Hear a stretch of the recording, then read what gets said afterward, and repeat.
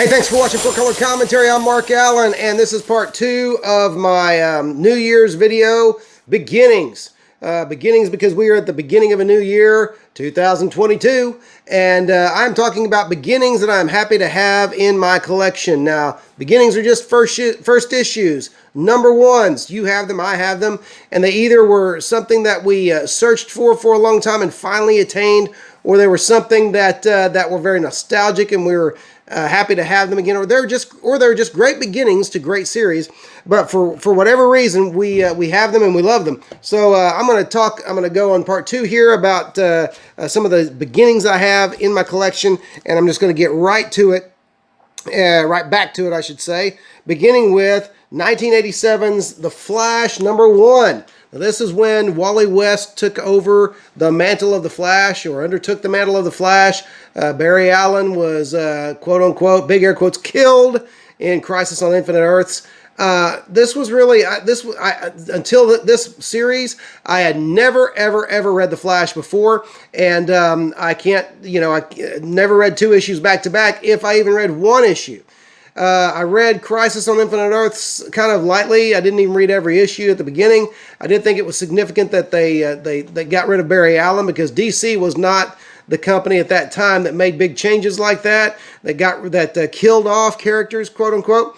But I like this one. I don't remember why I picked it up, except that it was somebody probably told me that they're handling it a lot different from the previous Flash.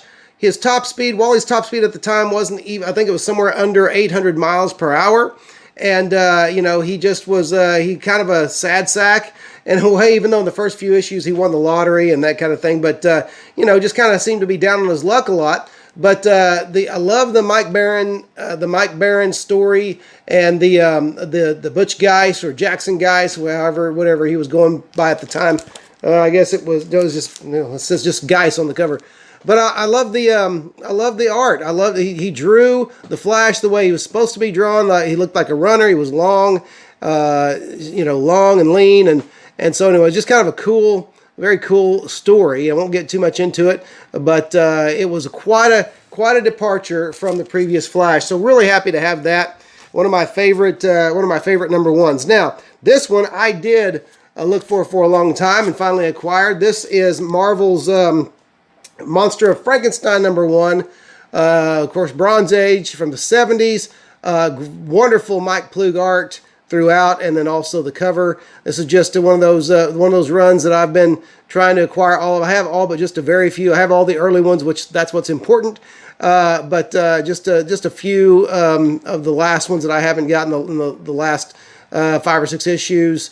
Within there. I'm only missing probably 2 or 3, but just within the last of the series. So glad to have that. Great book, fun book. Now this one I picked up in a cheap box. I picked it up as a $1 book a few years ago because it was obviously Marvel's take.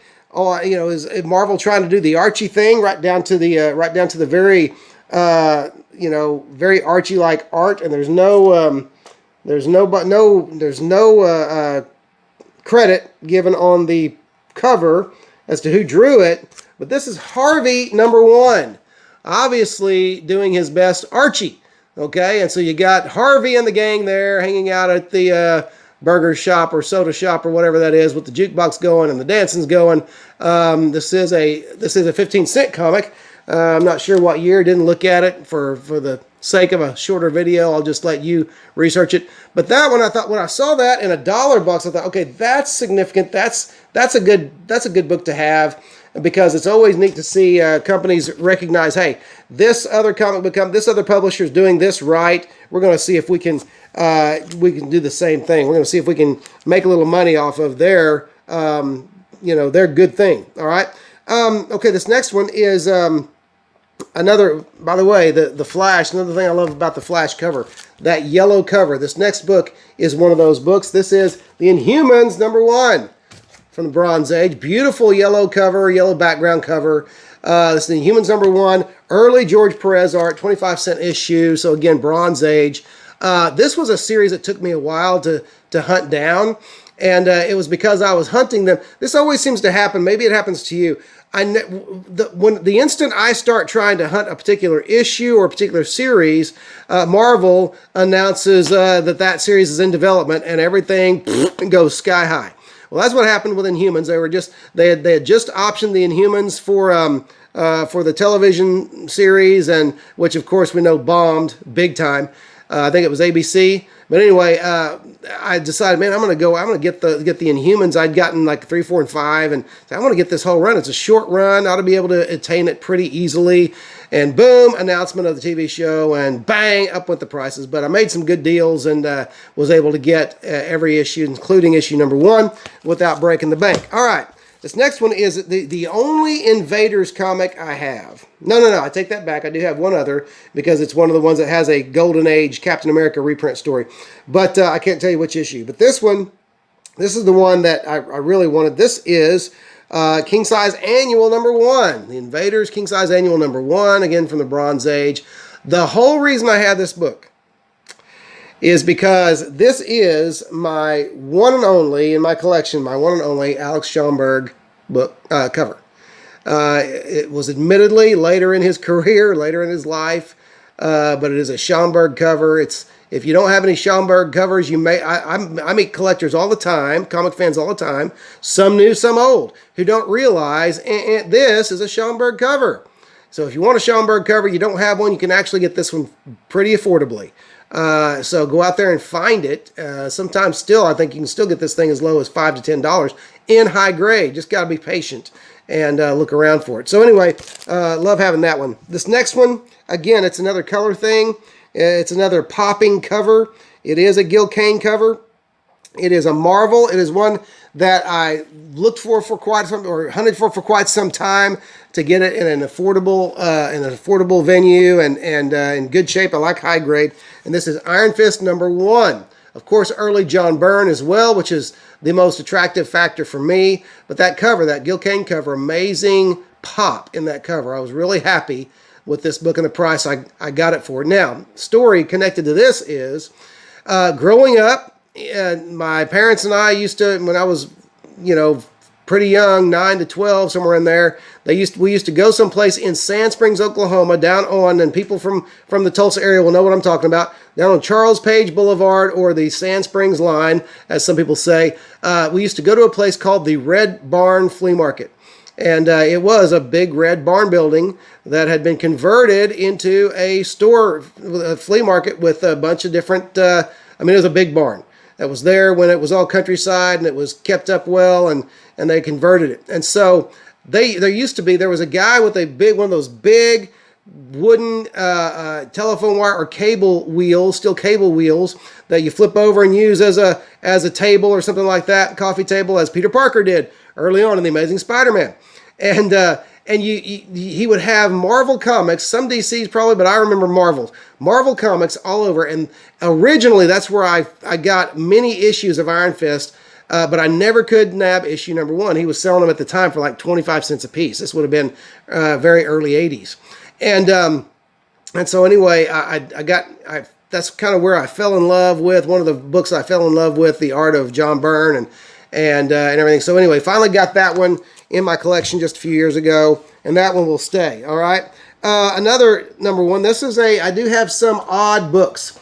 I like the odd books with the odd heroes from different comic companies that weren't Marvel or DC back in the day. This one is a Silver Age book.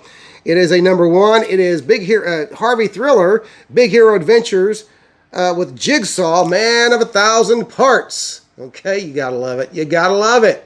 Okay, a poor man's Mr. Fantastic or Plastic Man, whatever you like. But very cool stuff there. I like the off books like this. I like the weirdness, and the weirdness. It comes and goes. It wanes and flows in popularity. It rises and falls. It's kind of like the tides. Some people they want these, and I've got a few more of those, but they want these, and then they don't. And when they don't, you can get them for a song, and they're just great fun. But they're so bad, they're good, and so just a lot of fun there. All right, this next one is a very important book as far as indies go. And it is a very, as far as I'm concerned, undervalued book. I actually have 2 copies of it in high grade. This is Mage, the Hero Discovered by Matt Wagner. Matt Wagner's Mage was a really cool take on the King Arthur, the legend of King Arthur. And his Excalibur was a magic baseball bat. You see his Merlin is the guy there on the front. I can't remember his actual name. I don't think he went by Merlin, but he may have. Been too long since I've read the series. I'm trying to reacquire the series as we speak and read it again. I want to read it with the pamphlets. I don't want to read it from a trade paperback. I'm just that way with some stories. But anyway, Mage, that's a great book. If you've never read it, go read it. Go get it and read it. Okay, this next one is an unusual book. This one I want to go ahead and look at the date. I can't believe I still have tape on there. Take your tape off of your books, because that's how terrible, tearful accidents happen. You know this. I know this. It's happened to you. It's happened to me. Maybe it hasn't happened to you, but it's happened to me. But I wanted to see what the year was. Okay, this is a 1977, so definitely Bronze Age book.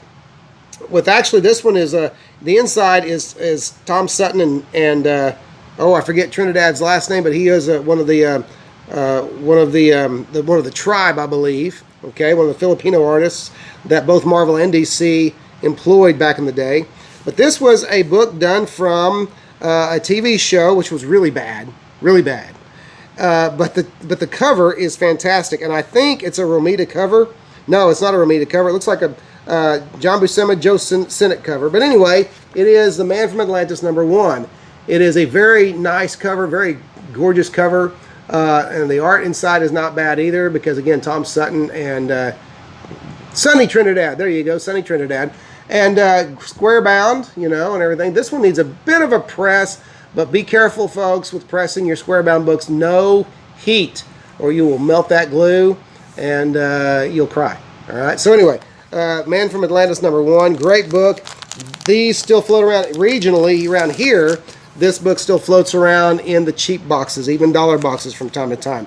All right, going to try to pick it up here. Not going to quite make it with all the stack, and I'll finish up in a third video. But here is, I love this series. I'm going to take this one out as well. I love this series. Trying to, you know, not trying to do it immediately, but working on acquiring the entire series. This is Marvel Classics Comics.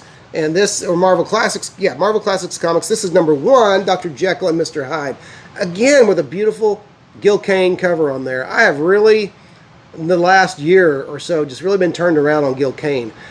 He has gone from the artist who I always respected for his volume of work, but I would kind of go, you know, to really being one of my favorite comic book cover artists. Now this is actually illustrated by another member of the tribe, I believe he was, but Nestor Redondo. And I'll just show you the opening splash page there. Just beautiful stuff, moody stuff. And you know, the lettering in some of these, I wasn't such a fan of the lettering in some of these books, but the stories were a lot of fun to read. Okay, so Dr. Jekyll and Mr. Hyde, Marvel Classics Comics #1, and those are just fun reads. They're just adaptions of classic stories. Okay, great way to get your kids, or any kid, to read the classics, by the way, or get them interested in the classics so they want to read the actual books. All right, this next one. This is a 1980 something, 1982. This series, when I discovered it, it was in a comic shop. It had one of those. It had the oh, what do they call this? With the slick paper, the Baxter paper.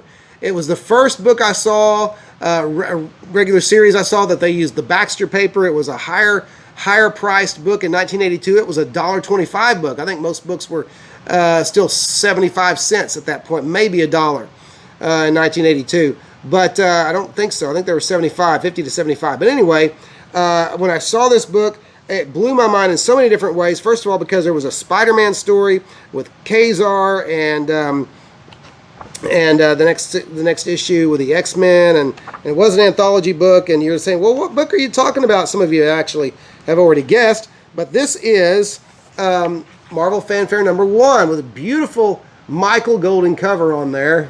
Mine, which mine happens to be signed by Michael Golden himself. And so beautiful Michael Golden cover, and as well as Michael Golden interiors. Okay, so great stuff there. Now the inside, who does that inside? Who does that gatefoot or that two-part? Ooh, okay. I'm just rediscovering this because I haven't read this book in so many in years. And don't anybody out there judge me, because if you have that's my whole collection. My whole collection barely goes to 5,000 comics. Some of you have 2 times, 3 times, 10 times that many, and I know you don't go through every year and read every issue in your collection. So don't get on me about it. But that's a John Byrne illustration, inside cover on the back and the front. I wish I could do this without tearing something, but anyway, Spider-Man and the Silver Surfer by John Byrne. So anyway, great stuff there. But also, the Marvel Fanfare being an anthology book, there is a backup story, backup Daredevil story by Paul Smith. And let me just find that. There's the opening there for you. There's Santa Claus has fallen on hard times, but that is illustrated by Paul Smith. And written by Roger McKenzie. So anyway, Marvel Fanfare, great book, and really happy to discover that when I was an 8th grader or so, middle school. Okay, this next one is a book that came out again in the late 80s. This was 1990. This was one of those team books that came and freshened up comics because comics needed kind of refreshed at the time, and it was just one of those team books that really hit. It hit well. It really skyrocketed writer Fabian Nicieza and penciler Mark Bagley, who became one of my all-time favorite pencilers. And this is the New Warriors #1, who actually first appeared in a Thor issue, but I couldn't tell you which one. I know it's one that features the Juggernaut. All right. So anyway, it's a great book there. That was I just found that to be such a fun group book, and it went on for several issues. And Mark Bagley stayed on for at least 20 or 25 issues, and then the artist changed, and I don't know how long Nicieza wrote it, but anyway, it was just a fun book. And eventually Scarlet Spider even joined the ranks, I believe, of the New Warriors. But anyway, that's that. All right, one last book for this series or for this video, and then we'll wrap it up next video. But this is my all-time favorite indie series.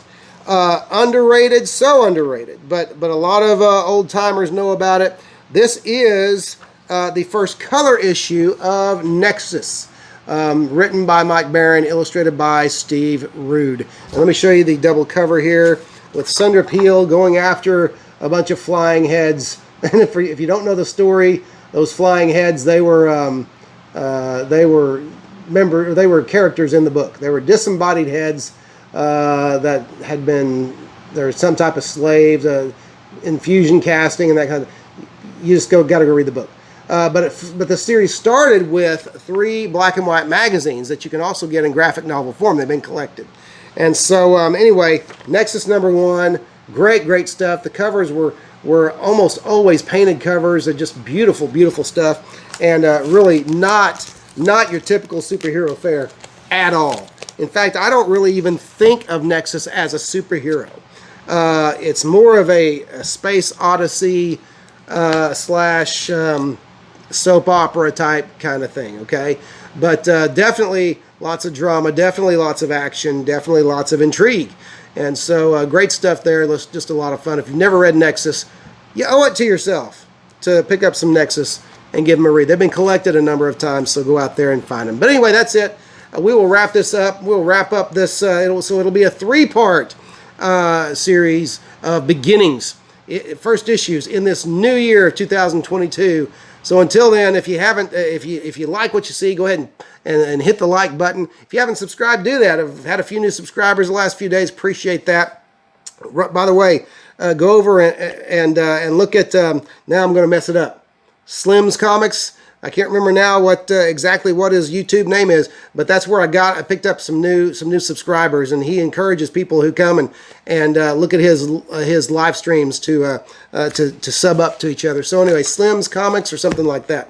So, but anyway, just look Slim's Comics, you'll find him. But anyway, thanks for watching, and just to keep enjoying the hobby, and don't forget to write 2022 on those checks, if you're still using checks. I'm an old guy. I know there's some other old guys out there who are using checks. So anyway, best of the year to you. Hope your 2022 starts out great and ends the same way, even better. And so anyway, we'll see you next video. Thanks for watching.